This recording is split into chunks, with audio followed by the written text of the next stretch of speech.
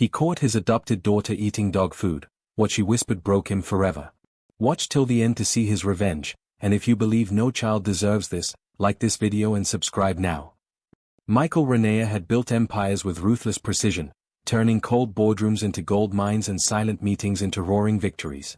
But all the power in the world didn't prepare him for what he saw when he stepped through the grand oak doors of his mansion that Tuesday evening.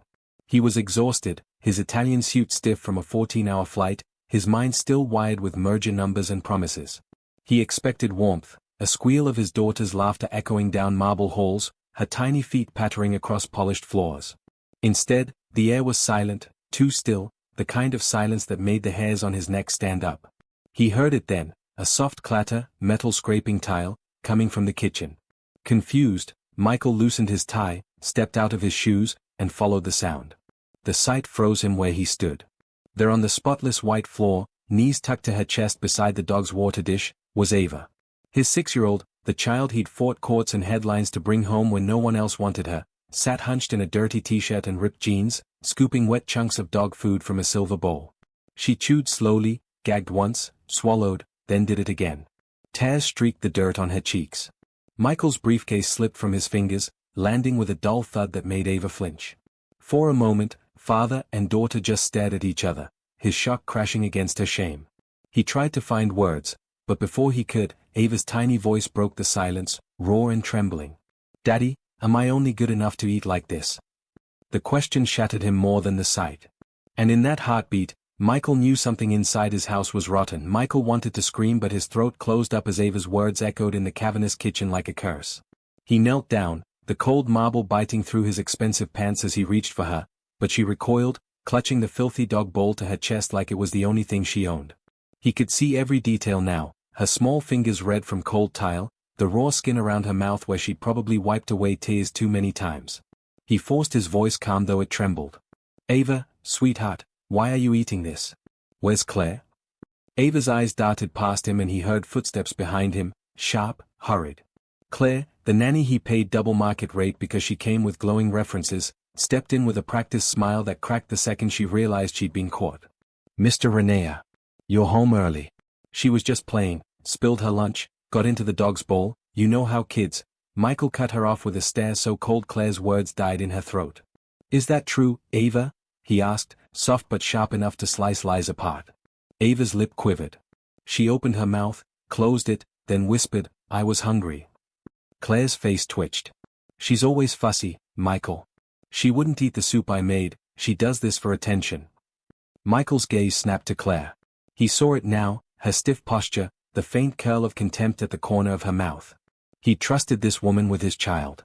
"Get up, Ava," he said, voice shaking. He lifted his daughter into his arms, her tiny frame so light it felt like an accusation. He pressed his lips to her forehead, silently promising himself this would never happen again. Michael carried Ava out of the kitchen, her small arms looped limply around his neck, her breath warm and shallow against his collar. Each step down the silent hallway felt heavier than the next, his shoes sinking into the plush carpet that suddenly seemed obscene when his daughter had been forced to eat off the floor like an animal. Behind him, Claire's voice followed, sharp and defensive, trying to explain, to twist this into childish mischief, but Michael didn't stop or turn around. He pushed open the door to Ava's room, flicked on the light, and what he saw made his chest tighten even more.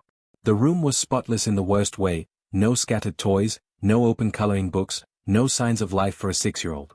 The bed was made too neatly, sheets tucked like hospital corners, stuffed animals stacked untouched on a shelf. Ava clung tighter as he lowered her onto the bed.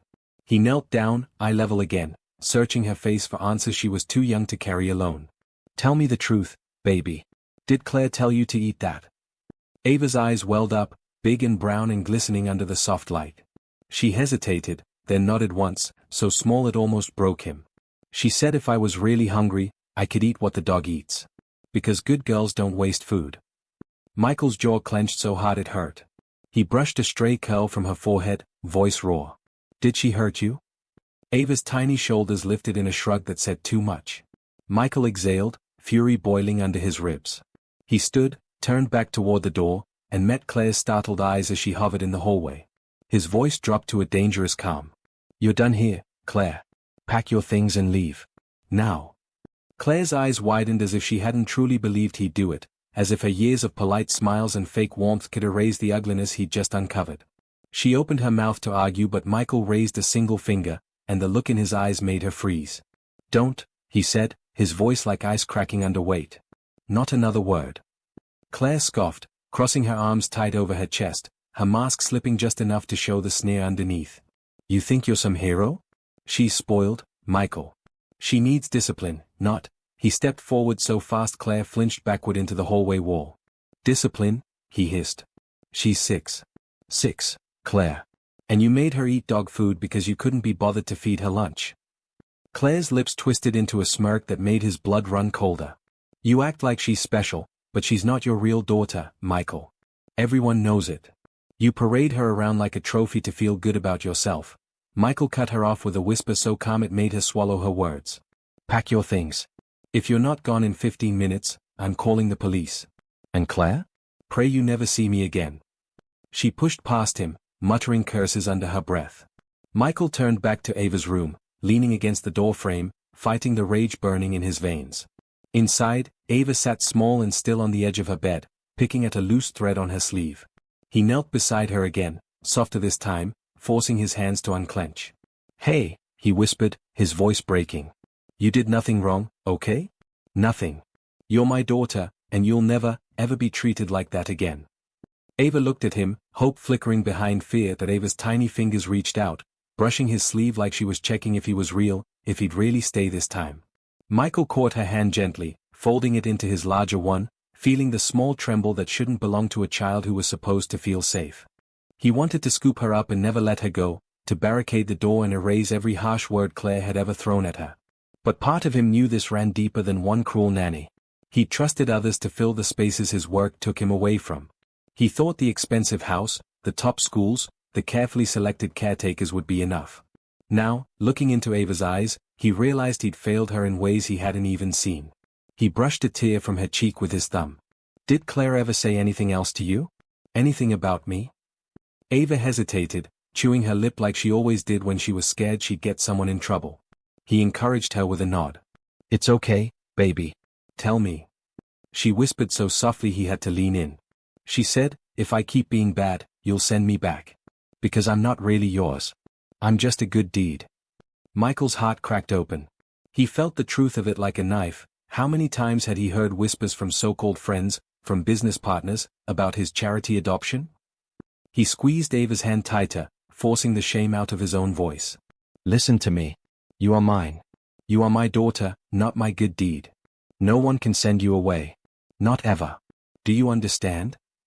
Ava stared, searching his face for a lie she couldn't find.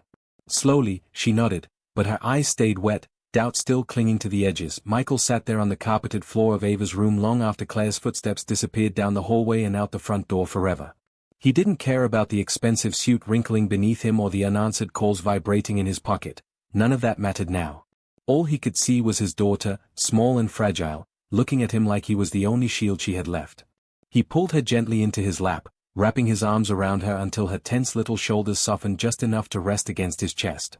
He pressed his lips to her hair, breathing in the faint scent of soap and something else, something sour that told him she hadn't had a proper bath in days. He felt rage surge up again, rage at Claire, rage at himself for being blind, for letting work consume every waking hour while Ava sat in silence behind these perfect walls. He forced it down. Right now wasn't about anger. It was about her. "You're staying with me tonight," he murmured against her curls. "No more sleeping alone." She didn't speak, just clutched the front of his shirt in her tiny fist like she was afraid he'd vanish if she let go.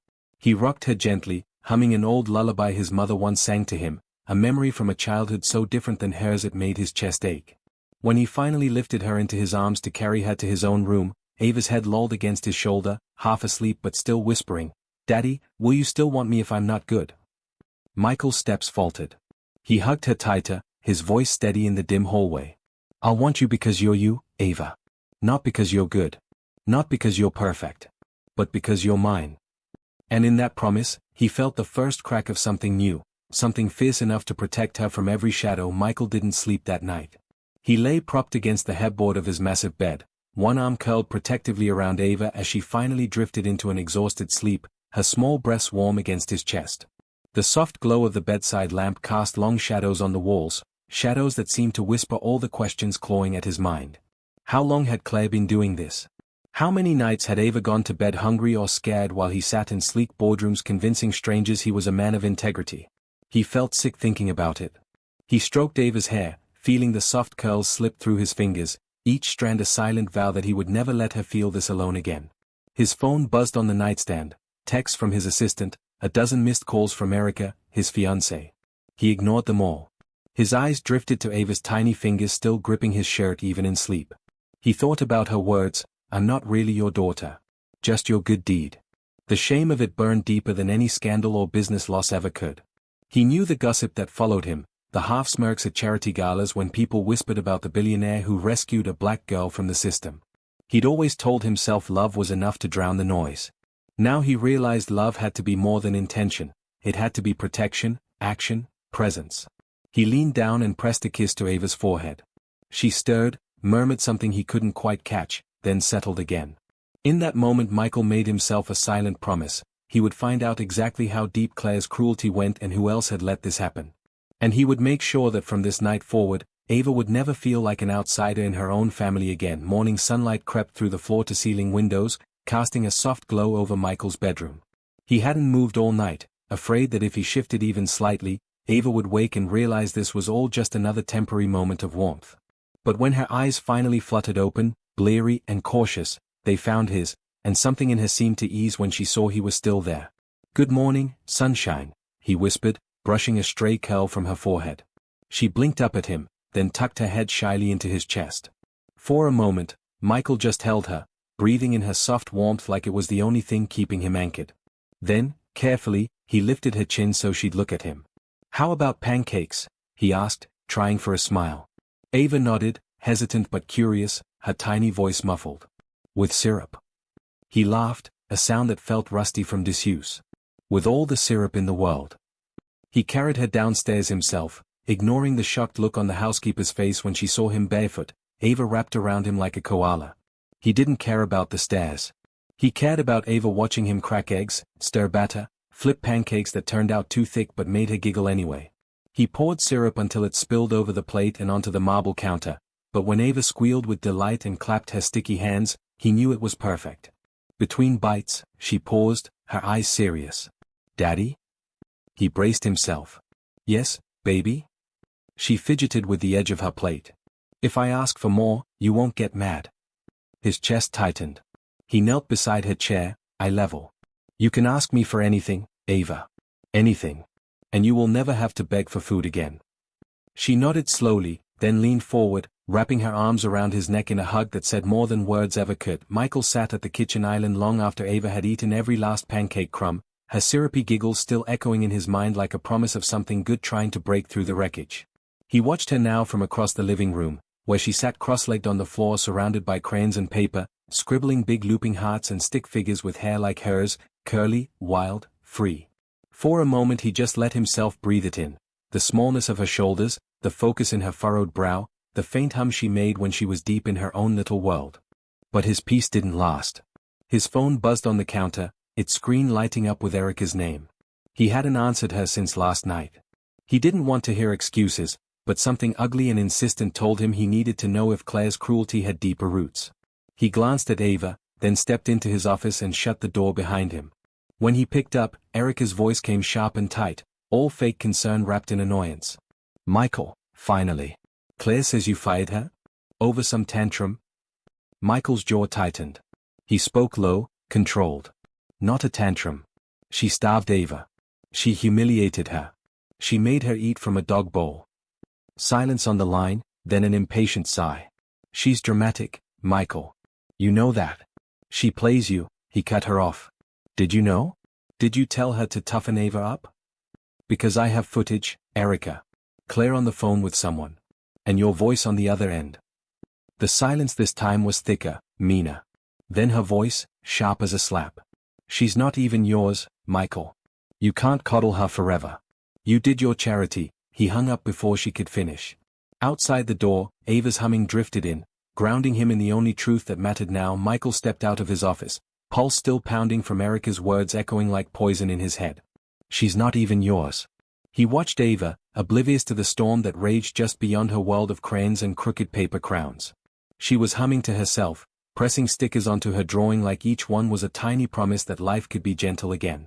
He knelt down beside her, pretending to study her masterpiece, a stick figure of him holding her hand under a big smiling sun.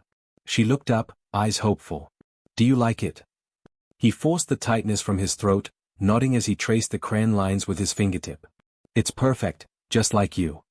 She grinned, showing the gap where her front tooth had fallen out last month. Will you put it in your office? He didn't even hesitate. No, I'm putting it right here. He pinned it to the refrigerator with a magnet shaped like a golden crown, right next to the reminders for board meetings and charity dinners that suddenly felt so small compared to the child beaming at him now. He picked her up, holding her on his hip like when she was a toddler, and walked through the sunlit living room that suddenly felt more like home than it ever had. Inside, his mind replayed every moment he'd missed, the nights she'd fallen asleep hungry, the cold mornings she'd sat alone while he was away chasing bigger deals, telling himself he was building a better future for her. But what future meant anything if she didn't feel safe? He looked her in the eyes, voice steady. Ava, from now on, I'm here. No more Claire. No more mean people. Just you and me. We're family. Do you understand? She nodded slowly, her tiny arms circling his neck as she whispered back, promise. He hugged her tight, certain down to his bones. Promise. Michael didn't waste a single day. By the next morning, the mansion felt like a war room disguised as a home. Lawyers came and went through the grand double doors, briefcases snapping open like jaws ready to tear through every loose end Claire and Erica had left behind. He sat in his office, Ava curled up on the plush armchair beside his desk, a blanket around her shoulders and a mug of warm cocoa cupped in her small hands. Every so often, she'd peek over her cup, her big eyes searching his face for signs of the man she could trust. And every time, he made sure she found him looking right back at her. The security footage was enough to ensure Claire would never work with children again. Michael's legal team promised her references would shatter like glass. He didn't care how expensive it got. He cared only about the message: no one would ever harm his daughter in his house again. Erica tried to call, tried to spin the truth into something palatable. She left voicemails dripping with charm that curdled the second she mentioned Ava's name. He forwarded them to his lawyer without listening twice. When the last visitor left and the heavy door clicked shut, the house fell into a new kind of quiet. Not the cold silence that had greeted him days before, but a soft, hesitant peace that felt like the first deep breath after drowning. He turned to Ava, who watched him with cautious hope. "What are you thinking about, sweetheart?" he asked. She shrugged, then held up the crayon drawing she'd been working on while he talked to the lawyers. This one had 3 stick figures, him, Ava, and a tiny dog with floppy ears. "Is this us?" he asked. She nodded shyly. "Can we have a puppy too? A nice one?" Michael felt something break open in his chest, a laugh tangled with tears. "Yeah, baby. We can have anything. Anything you want." 2 weeks later, the house no longer felt like the cold, silent fortress it once was. Instead of echoing marble and hushed footsteps, it rang with the joyful chaos of Ava's giggles, her small feet racing down hallways that had never known such life. The empty corners that once held nothing but expensive art now overflowed with coloring books, stuffed animals, and squeaky toys for a puppy named Lucky, an eager, floppy-eared rescue that Ava had chosen herself at the local shelter. Michael stood by the kitchen doorway one morning, coffee in hand, watching Ava and Lucky chase each other across the polished floor, their laughter and barks bouncing off the walls like a blessing. Every so often she would glance at him to make sure he was still there, still watching, still hers, and every time, he gave her the same small nod that said he wasn't going anywhere. Nights were different too. No more cold beds or locked doors. Now Ava fell asleep curled beside him, Lucky at her feet, her tiny hand resting on his chest like a promise that this time, home meant safe. On the day his father's old charity foundation called, Michael was surprised to hear the emotion in his own voice when he explained what had happened. They didn't hesitate. They wanted to do something in Ava's name, a branch dedicated to protecting adopted kids from neglect and cruelty. When he told Ava, she tilted her head like she was trying to understand how her name could mean something so big. "So other kids won't have to eat dog food?" she asked softly. He felt tears burn his eyes. "That's right, baby. Because you're brave. Because you're loved." That night, as he tucked her in, Ava pressed a sticky paper crown onto his head and whispered sleepily, "You're the best daddy ever." And Michael, for once in his life, didn't feel like a billionaire. He felt like the richest man in the world.